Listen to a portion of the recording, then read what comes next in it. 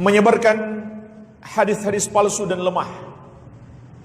Suka menyebarkan hadis-hadis palsu dan lemah. Dan biasanya menjelang Ramadan sudah dimulai. Bahkan setiap bulan Hijriah. Mungkin ada di antara kita yang sering mendapatkan pesan WhatsApp. Sekarang sudah masuk tanggal 1 bulan Hijriah, bulan Sya'ban atau bulan Ramadan. Kata Nabi SAW, sebarkan pesan ini, berikan kabar gembira.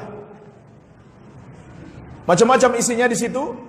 Ada juga ibadah-ibadah yang tidak ada tuntunannya dari Nabi SAW. Kemudian di bawahnya ada lagi ancaman. Kalau tidak disebarkan kepada 10 orang, hidup Anda akan sengsara. Atau sebaliknya, dikasih motivasi di bawah. Kalau Anda sebarkan minimal kepada 10 orang atau 20 orang, maka tidak lama Anda akan melihat keberuntungan dalam hidup Anda. Maka jemaah sekalian, ini semuanya hadis-hadis palsu. Tidak ada yang sahih memberikan kabar gembira masuknya bulan Hijriah.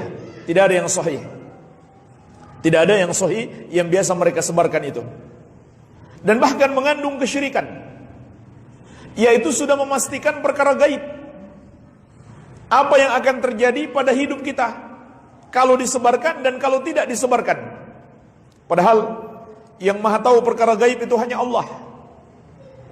Surat An-Naml ayat ke-65, Allah Azza wa Jalla menegaskan, "Qul la ya'lamu man fis samawati wal ardil ghaiba illallah." Katakan, tidak ada yang mengetahui perkara gaib satupun makhluk di langit maupun di bumi kecuali Allah. Jadi itu sok tahu perkara gaib. Dan juga jemaah sekalian, bahaya besar menyebarkan hadis-hadis palsu. Dalam hadis Abu Hurairah radhiyallahu anhu yang diriwayatkan Al-Bukhari dan Muslim, Rasulullah sallallahu alaihi wasallam bersabda, "Man kadzaba alayya muta'ammidan falyatabawwa maq'adahu minan nar." Barang siapa yang berdusta atas namaku dengan sengaja, maka siapkan tempat duduknya di neraka. Jadi jangan main-main. Jangan asal kita terima broadcast langsung kita share.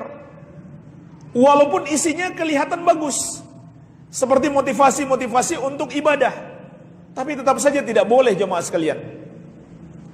Tidak boleh kita sebarkan hadis-hadis palsu.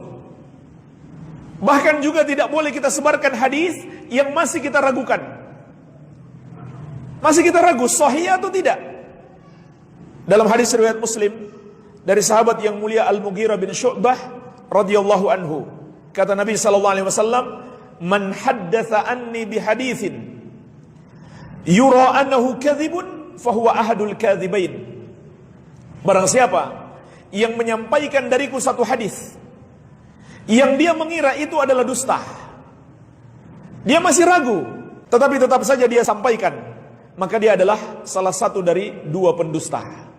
Jadi dia termasuk pendusta sudah kalau menyebarkan hadis-hadis yang belum jelas, belum dia pastikan sahih atau tidak.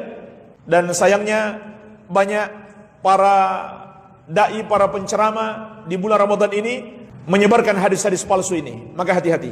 Harus kita pastikan dulu hadis-hadis tentang apa saja, terutama di bulan Ramadan ini, karena semakin banyak, harus kita pastikan sahih atau tidak, baru kita sebarkan. Begitu pula ada hadis yang masyhur, Ramadan itu terbagi 3.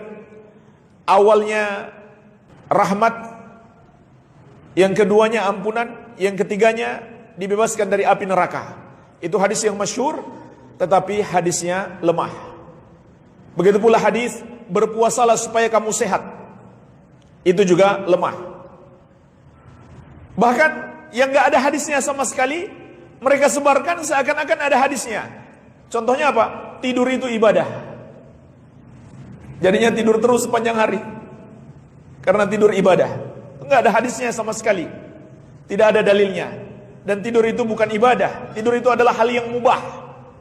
Dan hal yang mubah bisa saja menjadi berpahala kalau kita niatkan untuk ibadah. Contohnya, kita tidur siang karena kita ingin nanti sholat malam tidak mengantuk, atau nanti kita bisa bangun sholat malam, atau nanti maghrib kita bisa hadir majelis ilmu karena kita sudah istirahat siang, maka saat itu tidur menjadi ibadah. Baik, jadi ini jemaah sekalian yang pertama yang harus kita waspadai.